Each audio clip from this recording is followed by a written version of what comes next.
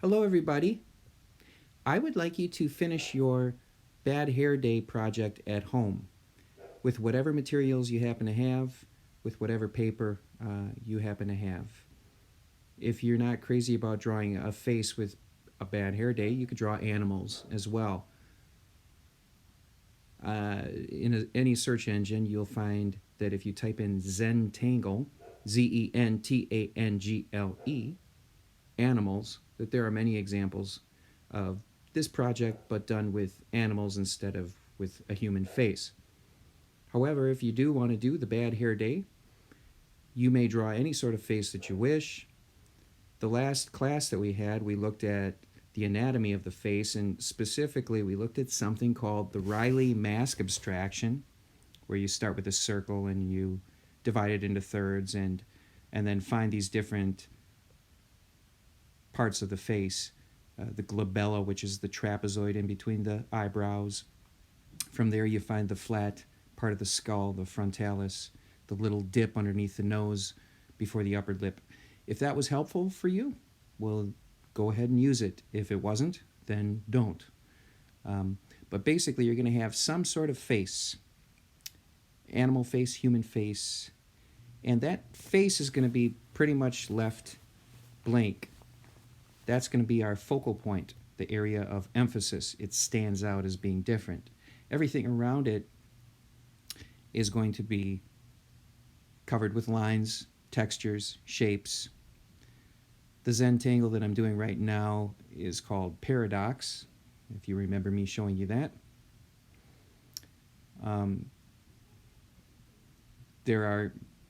You can make up your own Zentangles. It's basically just doodling. But if you do type in Zentangle, you'll find on YouTube or on Google there are many tutorials and examples if you're running out of ideas. Or you can just make a line that slants to the left and then one that slants to the right, and that will create these different linear textures.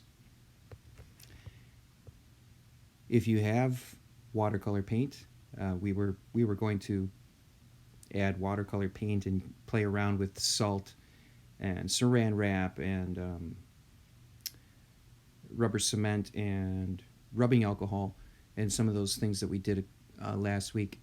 But if you don't have watercolor paint, then don't use it. This is done on my iPad, this time lapse, just to review or just to show you the project. It's easier for me to use Sketchbook and then do a time lapse. If you'd like to do the whole project on your iPad, if you like drawing with your finger, or if you have a stylus, go right ahead. So the medium, the media that you use is not that important, but at the end of school on Monday, I would like you to send me a picture of your artwork where you have created textures using lines or colors or shapes that repeat, rhythms. And this is just a review of what we looked at on the last day of class. The Reilly mask abstraction, you certainly do not need to use it. I was very surprised at how well some of these turned out for many of you. So if you think this is an interesting new way to construct a face, then go ahead and use it. This is actually college level stuff, and I never used to show sixth graders until a couple years ago. I was practicing it myself, and one of my students asked me to show them, and then I thought I'd show the whole class, and I was surprised at how well it worked, even though it really is college level. If you take a basic drawing class in college, you'll learn about the Reilly method and the Loomis method. However, some of you, this seemed to work well for you, so use it if it worked, and don't use it if it didn't.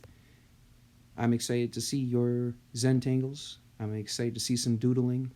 I'm excited to see your artwork, and I would like you to work about 30 minutes a day, Thursday, Friday, and Monday, and then send me a picture or a JPEG of your artwork to jcarey@nfdlschools.org, or if you can send it to me in Google Classroom, that would be good as well.